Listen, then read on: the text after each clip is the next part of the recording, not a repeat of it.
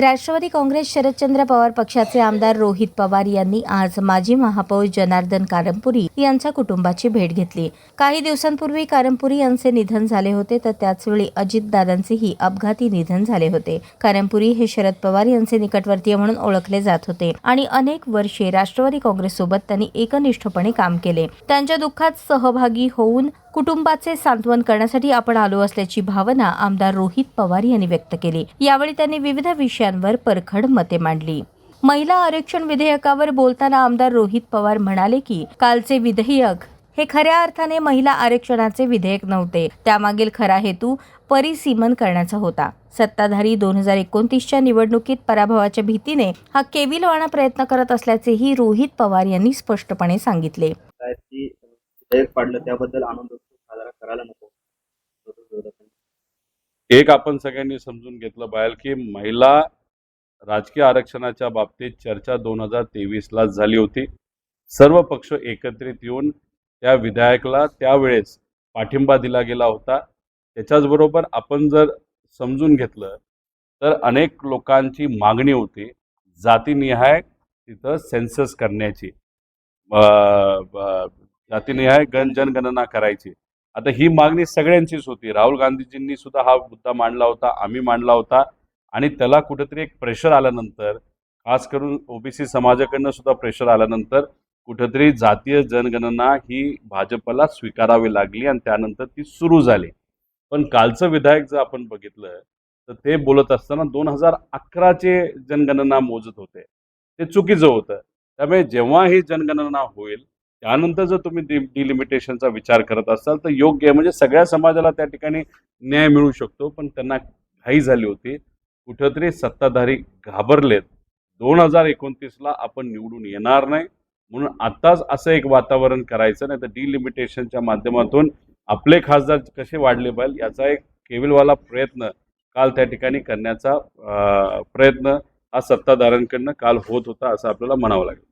भोंदू बाबा खरात याच्यावर तातडीने कारवाई झाली पाहिजे। त्याने अनेक महिलांवर अत्याचार केले असून त्याची संपत्ती 2000 कोटींवर पोहोचली आहे। त्याच्याकडे अनेक नेत्यांशी संबंधित व्हिडिओ असल्याचे सांगण्यात येते। सामान्य नागरिकांचे व्हिडिओ बाहेर आले, मात्र नेत्यांचे व्हिडिओ आले नाहीत। ते येऊ नयेत असे आपले मत असले तरी बोटे कापून बाहुलीवर रक्त टाकण्याचे व्हिडिओ का बाहेर आले नाहीत असा सवाल त्यांनी उपस्थित केला। एक तर भोंदू बाबा जे आहेत खरात त्याच्यावर तर कारवाई झालीच पाहिजे, कारण का अनेक महिलांवर त्यांनी खोटं बोलून, फसवून, नाहीतर कुठलं तरी औषध पाजून त्यांच्यावर अत्याचार केलेले आहेत। त्याच्याचबरोबर हवालामध्ये तो माणूस आहे, इतरही काही चुकीच्या व्यवसायामध्ये आहे। त्या व्यक्तीची प्रॉपर्टी आपण बघितली तर गेल्या 10-12 वर्षामध्ये 2000 कोटी रुपयाची प्रॉपर्टी गोळा केलेली आहे। गरिबाचं साधं काम होत नाही, पण या भोंदू बाबाचं काम तिथं होत होतं। पण या भोंदू बाबाकडे अनेक व्हिडिओ आहेत आणि बऱ्याच नेत्यांची माहिती आहे। याच्यामध्ये काळी जादू जी केली जात होती, त्या काळी जादू करत असताना त्याच्या मागे जो हेतू असतो दुसऱ्याचं वाईट होणं, तो हेतू कोणाचा कुठला होता हे भोंदू बाबाला तिथं माहिती आहे। व्हिडिओ जे बाहेर आलेत ते सामान्य लोकांचे आले, नेत्यांचे बाहेर आलेले नाहीत। आमचं मत आहे कोणाचंच व्हिडिओ बाहेर येऊ नये।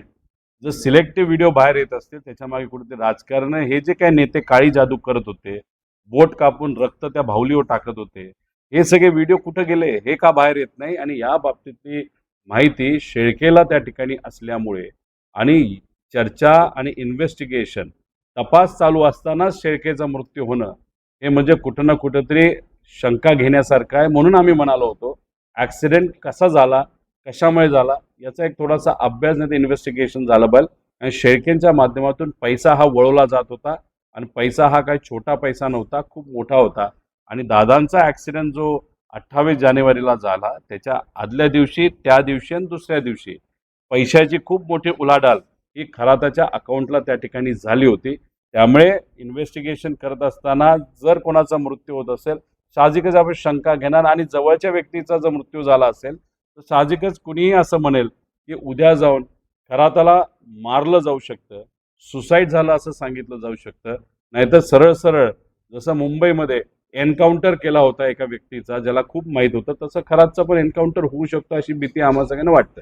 अमृता फडणवीस यांच्या वक्तव्याबाबत बोलताना रोहित पवार म्हणाले, त्यांनी आधी का बोलले नाहीत, त्या आधी का बोलल्या नाहीत यावर चर्चा न करता त्यांच्या वक्तव्याला गांभीर्याने घेऊन सखोल चौकशी होणे आवश्यक आहे. त्या राजकारणात नसल्याने त्यांच्या वक्तव्यामागे राजकारण शोधणे योग्य नाही. असं काय होतं राजकारण, याच्या मागचं काय? नाही बघा, अमृताताई बोलत असताना एक तर आपण सगळ्यांनी समजून घेतलं पाहिजे, त्या स्वतः राजकारणामध्ये नाहीयेत. समाजकारण नाहीतर इतर काही गोष्टींमध्ये, म्हणजे ज्या आर्टिस्टिक गोष्टी असतील नाहीतर कला क्षेत्रातल्या गोष्टी असेल, त्याच्यामध्ये त्या सक्रिय असतात. त्यांचं एखादं स्टेटमेंट आज आलं असेल, पूर्वी का नाही आलं, त्या राजकारणामध्ये नसल्यामुळे त्याच्यामागे राजकारण आहे का हे आम्हाला बोलता येणार नाही. पण ठीक आहे, आता तरी त्यांनी तिथं स्टेटमेंट दिलेलं आहे. मुख्यमंत्री साहेबांकडेच होम डिपार्टमेंट आहे, शहानिशा त्या ठिकाणी करावी. एखादी गोष्ट जर चुकीची घडत असेल आणि अमृताताई बोलतात ते खरं असेल, तर जो कोणी दोषी असेल त्याच्यावर कारवाई करायला काय हरकत आहे.